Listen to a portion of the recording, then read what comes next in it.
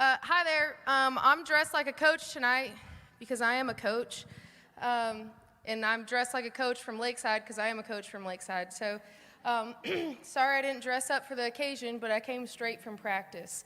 My name's Rue Johnson, and I'm an unapologetic Christian sister in Christ, and I love you all with all my heart. Chris Plants asked me to do this, and so I said, yep, I'll do it because I love Chris Plants. I think he's a great dude, and he's got me fired up for Jesus. He's got me fired up to lose my job at Lakeside speaking about Jesus.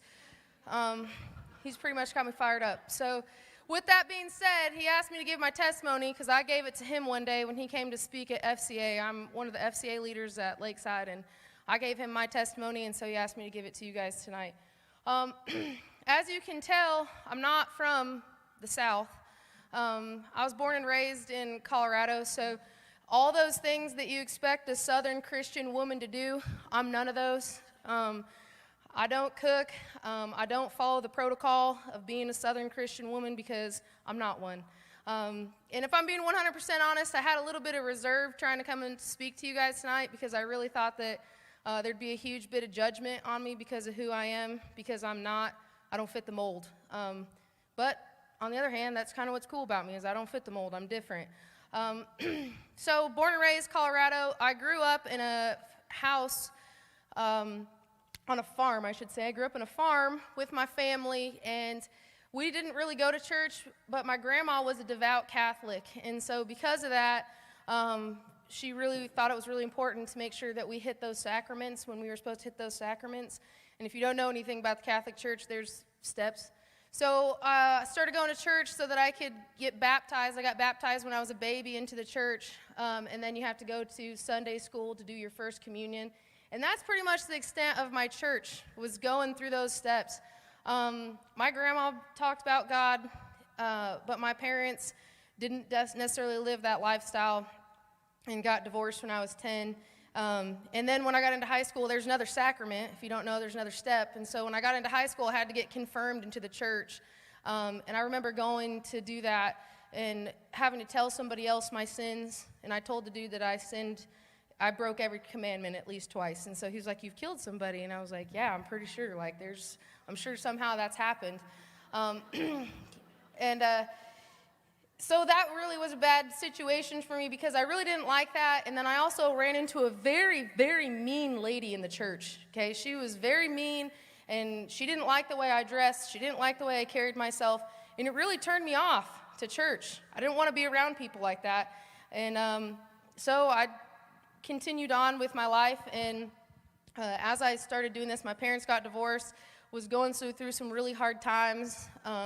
I started to make really bad choices in my life just because I didn't have any leadership in my life. But the one thing that was the best thing in my life at that time was that I was an athlete and that I loved softball. And so because of that, I poured everything I had into softball. And so I decided that I was going to stop doing illegal substances with my friends after school, and that I was going to try and transfer to a different school and get my life in a better situation so that I could go and play college softball because that's all I cared about. While that was going on, my mom was struggling with an addiction. She was addicted to prescription pain pills, and then that ended up leading into her being addicted to alcohol. And so as that continued on into my high school career, again, I didn't really care about school. I only got good grades so I could play softball and basketball and all the sports. And I ended up getting a softball scholarship to go and play college softball. At this point, my mom's addiction was extremely bad, and when my parents got divorced, my dad was no longer in my life, so much so that my dad prorated his last child support check to the day that I was born. I was born on the 20th, and so he prorated it for 20 days to pay only 20 days worth of his last month. So my dad had no idea what I was doing or where I was at, really. My mom was so strung out that she had no idea what was really going on. And so the only thing I had was my team, was softball, and so I really just poured everything that I had into doing that. My mom's addiction got to the point to where I was just waiting on the phone call that my mom was going to die. My mom was about my size, and she got down to about 89 pounds. And if you've never seen somebody struggle with addiction, it's a terrible, terrible thing. And my sister, I had a 10-year-old sister who was younger than me. She was living with my grandparents at the time. And my brother, who was 2 years older than me, he kind of went on a different path. And so he was also struggling with his own addiction in alcohol. So I really was alone during those times, and I just remember laying in my bed thinking about, how terrible my life was and how hard things were, and how I just felt like if I could just go, dive into a pool or just take a shower, that it would just wash all the stress away, because I didn't know how to deal with all of it. So what I did is just didn't deal with it and just continued to keep pouring into softball, because if I could be the best at that, if I could put everything I wanted into that would carry me out of this hell that I was in with my family and the things that I was in. I had no financial support, so I was always having to work side jobs and do different things to try and take care of myself all through, college. And so I had some bad relationships with some, I wouldn't call them men because they were boys. I mean, we're in college, they're not men yet. So I had some bad relationships, and those were of people that were addicted to drugs. And so that was bad. But again, all through that time, while I was at the school that I was at, I had a coach that believed in me and loved me and poured everything that she had into me. And so because of that, I bought into her, because she bought into me, and she didn't care about all the things that was going on in my life, and that, my mom couldn't handle it, and that she was, lost our house, and that my dad had no contact with me, and that I had no money. She didn't care. She was just pouring into me, just, you can do this, just keep getting better and better and better. And I did. So I was at a 2-year school, which is a junior college. I left from there to go to a 4-year university that she became the head coach at, so I could get to play for her for my whole college career. I was so pumped up. When she went to go there, my mom's addiction was so bad at this point. We would put her into a rehab, and she would get out of the rehab within 72 hours, and then we couldn't find her. My brother at this point, he was killing it.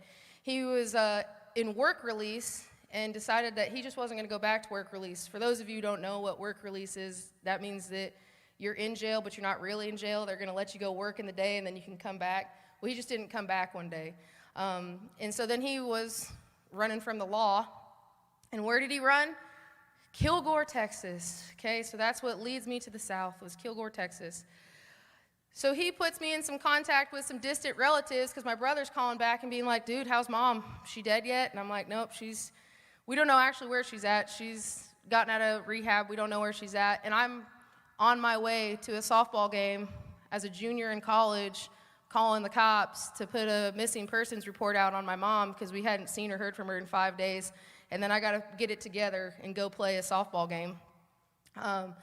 And so, we're doing this, and my brother is in contact. Well, the boy that I was dating at the time, he worked in the oil field. Well, my distant relatives, my cousins, lived in Kilgore, so they worked in the oil field too. So they started telling my boyfriend at the time, who was taking care of me, how wonderful the oil field was in Texas and that we needed to move down there. And he told me that he wanted to move and that he was depressed. He was going to kill himself if we didn't leave. And I'm, 21 years old. I don't know what I'm going to do, how I'm going to make it. And so I had to leave the school that I was at. Well, right before we left, the bounty hunters got my brother in Texas and brought him back to a jail. And they also found my mom living in a homeless settlement underneath a bridge. And she had a warrant out for her arrest for assaulting a police officer. So they put her in jail. Well, just so happened they were both in the same jail. So that worked out very conveniently for me, because all I had to do was go to one jail to say goodbye to them and go to Texas. It was nice. I didn't have to travel to different jails. So I said goodbye to my mom and said goodbye to my brother, and I went and took my last finals at Metro State University of Denver and said my goodbyes to my coach, and I was leaving to Texas. I told my boyfriend at the time, I'm not going to leave this college if I can't go play softball down in wherever we're going. And my cousin said, oh, there's some universities around here. There's LeTourneau University. Got on it. Christian. Not going there. There's East Texas Baptist University. Not going where those Bible thumpers are. Yeah, right. There's University of Texas Tyler. Great, state school, separation of church and state. I'm in, let's go. So I called the coach, and I don't know if you, Colorado, you can cuss, it's okay. There's a lot of words you can say in Colorado that you can't say here. Well, I said all of them. And I called the coach, and I'm dropping all the bombs on him and telling him what a good softball player I was, because I was. I was a really good softball player. I had led the nation in home runs. I was an All-American. I had all these accolades. And so if you know anything about softball, it was a Division III at the time. University of Texas, Tyler was a Division III. Well, they don't give you any money, but you can go play softball there because it's no harm to them. So he's like, yeah, come on, play. You led the nation in home runs. I think we'll work on that. Just come on, let's see how it goes. So he asked me to come and play. We move in. We drive in all of our glory to Texas. We get to Kilgore having no idea what Kilgore, Texas looked like. So if you've ever been in Colorado, imagine coming from Colorado and rolling up into Kilgore, Texas, okay? And I thought to myself, what did I do? This was a very bad decision.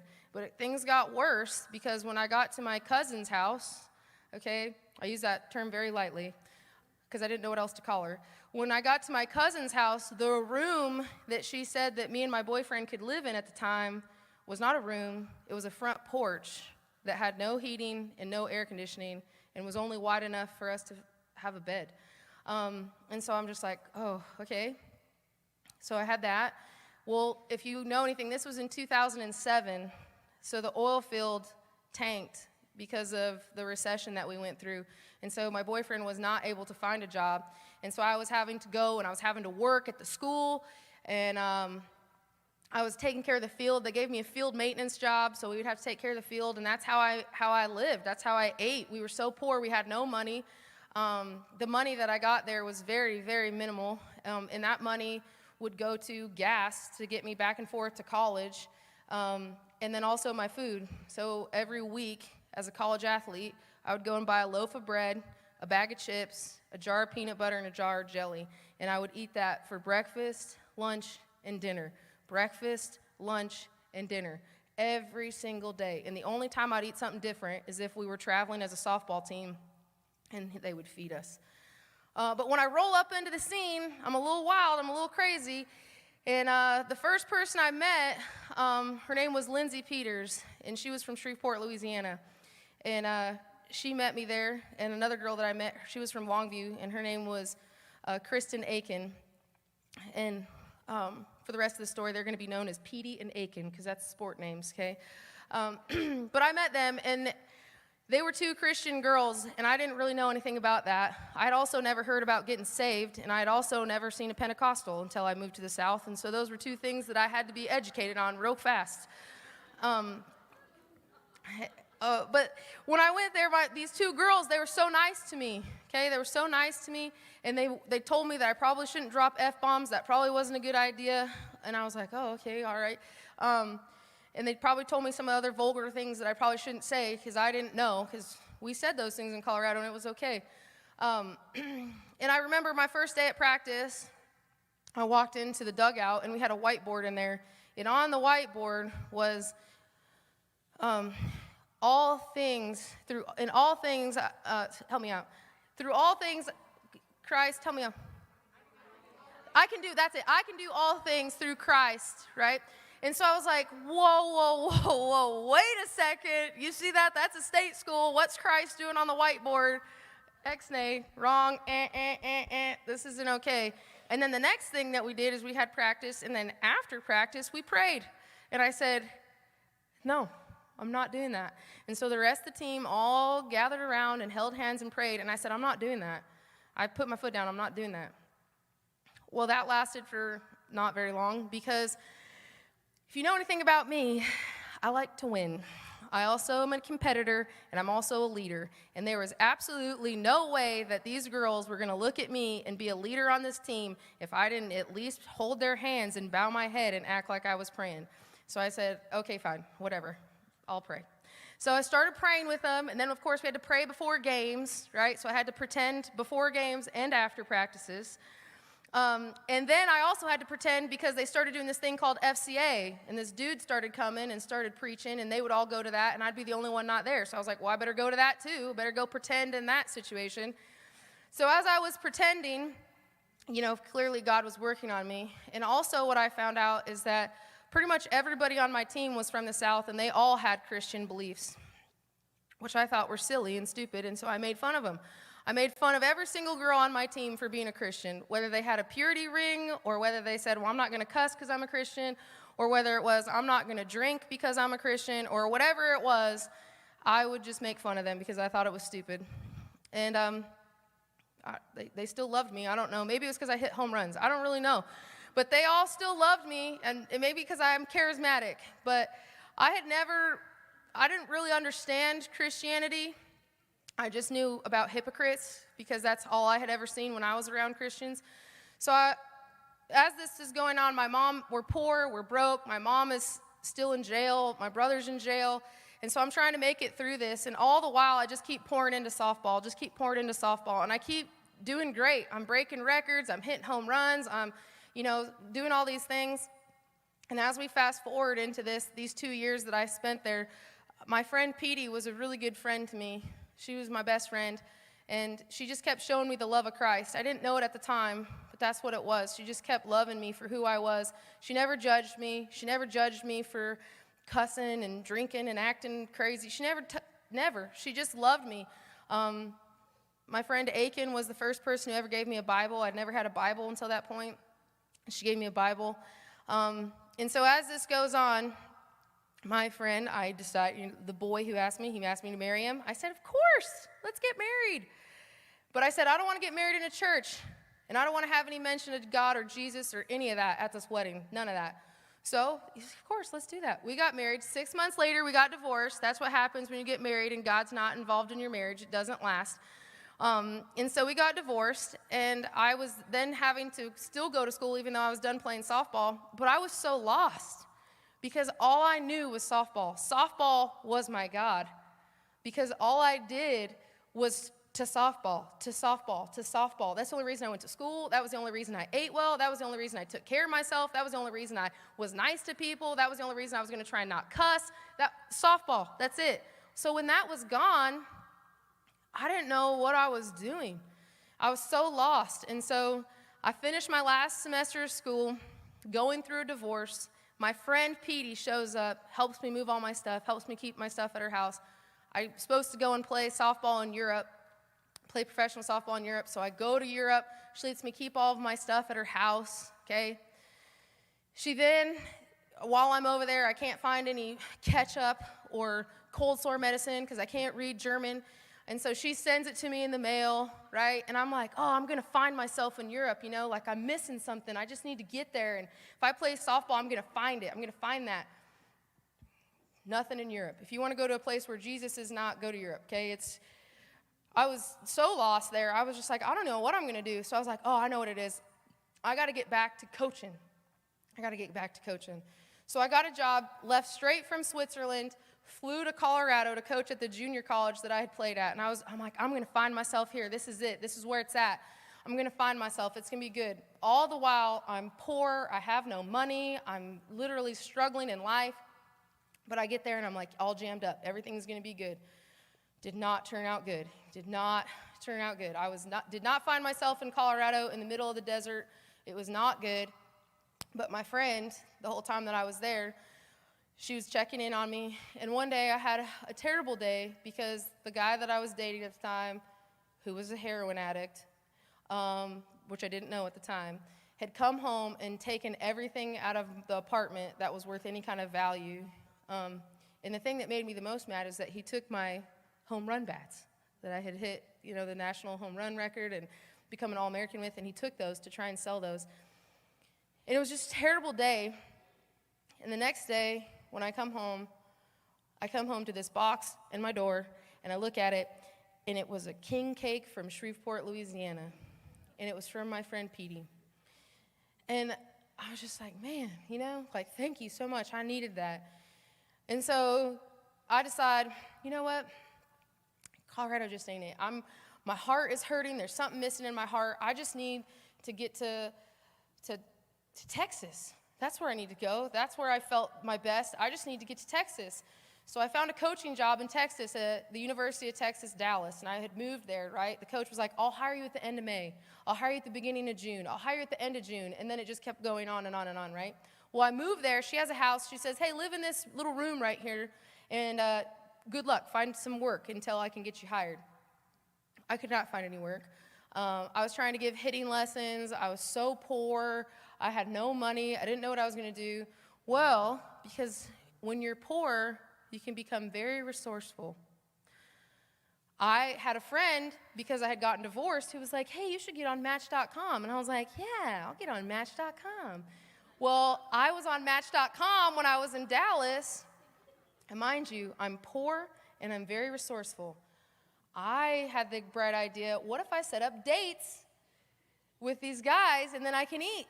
Worked like a charm, okay? Until you met a douchebag guy that would not pay for your meal, and then you were just had to eat what you could, right? Or you had to try and, so I had to be careful. I could only order what I had enough money for, just in case they didn't pay for me. But it worked, okay? So I had dates set up for lunch. I had some dinner dates, even had some breakfast dates. And it worked out great. I was happy. Maybe they were happy. I don't know. I was eating. That's what mattered. And so I got a job finally working at the Terrell outlets. I was working at Applebee's in Terrell, okay? And I was working there, and my friend Petey comes through, and I'm going through this training session where they're training me to be a waitress, right? My friend Petey comes through, and she's like, hey, I just bought a house, so, you should come visit sometime, and if you ever need anything, just let me know. I just bought a house in Shreveport. And I'm like, okay, cool, I got this thing going. She's like, all right. Well, the thing wasn't going, okay, because I find out that the girl that I'm trying to get hired with, she gets fired. I have no job. I'm like, what am I going to do? I go to work. My boss says, you can't work tonight because you have the wrong shirt. I'm like, look, I'll buy the shirt. She's like, you can't work tonight. I said, I quit. I'm fine. I'll quit. So I quit, go home, throw all my stuff into my little hoopty car that barely runs, and I drive all the way from Dallas to Shreveport, and I show up at my friend's doorstep at like 1 o'clock in the morning, and she takes me open arms and says, okay, here we go. You're here. Let's go. So I'm like, all right, what do? I got to figure this out. So I went and played some slow pitch softball, because that's what you do. You go play softball. And I met somebody there that had recognized me from college, and their friends were physical therapists, so they got me a job working at Specialist Hospital. And so I was working there, had a job. I was doing some training, and I was trying to be a firefighter. I had all these things going on, but things were kind of looking up, except that I kept drinking. That was not a good plan. That was a bad idea. And so that really kept me in a really bad place, and I was still on Match.com, so that wasn't good. Those were really bad combos. And I came home one night, and I was so not in a good place, if you know what I mean, that I ended up in the wrong bed, okay? Thank goodness that our roommate was not home, but I ended up in the wrong bed. And I literally told my friend, I was like, I can't do this. I need help. Like, I'm in a bad place. I don't know what to do. And she said, okay, we need to find a church. I said, all right. So we started looking for churches, started going to churches. Some of them that felt too churchy, I wasn't about it. And she worked at Chimp Haven. If you all know where that's at, she worked at Chimp Haven, and so she didn't have Sundays off, and so we couldn't really go to one on Sundays. So we were trying to go and find a church to go to. Well, one of the ladies that came into a specialist said, hey, look, there's this cowboy church over in Greenwood. You should go to it. It's awesome. I'm like, all right, cool, I'm down. So we went to this cowboy church, loved it. If you guys know Pastor Dennis Aaron, he coached at Evangel. I think that's why I loved it, because he was a coach, right? And he was a cowboy. And so he didn't talk like thou, blah, blah, blah, blah, blah. He was just like, hey, dummy, don't do that, and you should do this, and stop acting like a fool. And I'm just like, hey, look, I can pick that up. And so he started preaching and talking to me, and I was like, okay, I can get this. I'd love to tell you that it was like I just came to God right then, but I didn't, of course, because I'm stubborn. But what really was one of the things that finalized that was I was coaching a little league softball or travel softball team in Tyler, Texas, and I was driving back and forth. And I had this little group of girls that were 12. I think it was like a 12U team.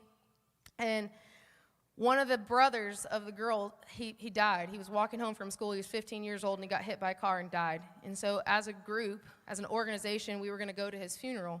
And I was like, man, this is going to be really sad. Like, this is going to be terrible. So we go to the funeral, and when we walk in, everybody's wearing camo because that's what they requested. And everybody's, like, sad but happy. And I'm like, this is weird. What's going on here? And so then the mom gets up, and she starts playing this video of her son reciting, "As I walk through the valley of the shadow of death," right? And he's saying it when he's little. And I'm like, well, that's kind of cool, like that you have that. And then his youth pastor gets up and says, the week before Jacob died, he was at his Wednesday youth class, and he asked everybody, if you die tomorrow, do you know where you're going to go? Jacob was the first one to stand up and raise his hand and say, I know exactly where I'm going to go. I'm going to go to heaven, and I'm going to be right next to Jesus because I've given my heart to him. And I was just like, whoa. And at that moment, I realized why everybody was so happy, because where I grew up, I used to go to funerals where we didn't know if they were in heaven or hell. Some of us didn't even believe in heaven and hell. Go to those funerals. But this funeral, everybody knew where this kid was. There wasn't a doubt where this kid was, because he said it the week before, and he lived it, and everybody knew right where he was. And everybody had a peace about it because they knew that if they have given their heart to Christ, that they were going to be there too. And so I was like, ain't that something? So you'd think maybe I gave it to them. Nope, that's not how that goes, not with Rue Johnson, nope.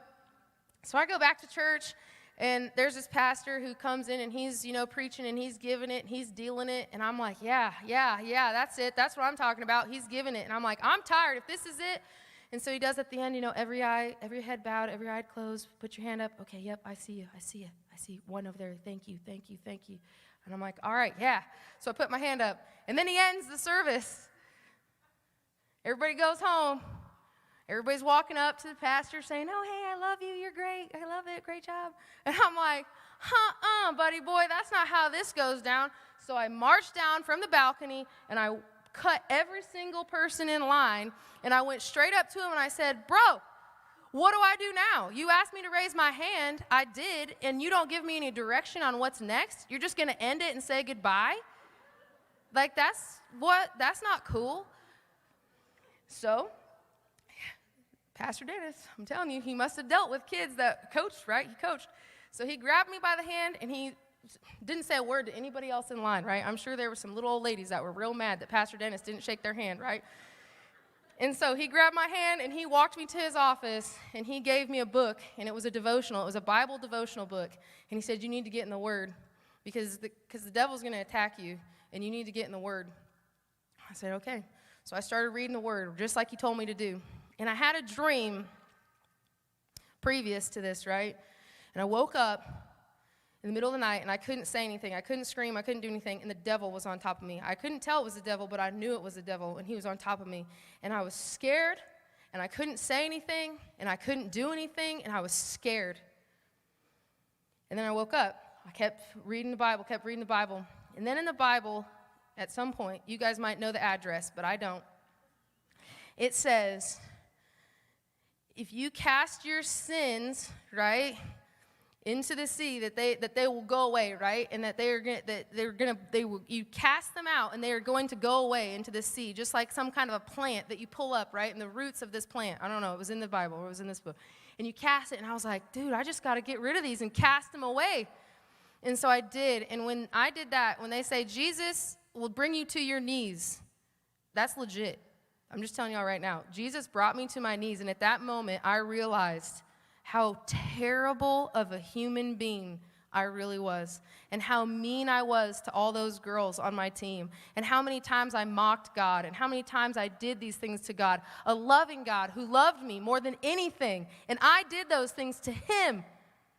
And I cried, and I cried, and I cried, and I begged for forgiveness. And then that dream happened again. But you know what happened this time? I had my voice back, and I screamed at the devil, and I said, get out of my house! Get out of my house! Leave me!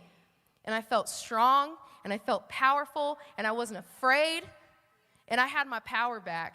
For the first time in my entire life, all these things happened to me, happened to me, kept happening to me.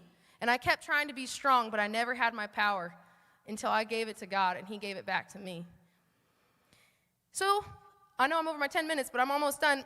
But anyway, so I went back to the pastor, and I'm like, look, dude, everything in this says that I'm supposed to get baptized, and I'm not baptized. And he's like, whoa, we'll get you baptized. Just hang on a second. I'm like, all right.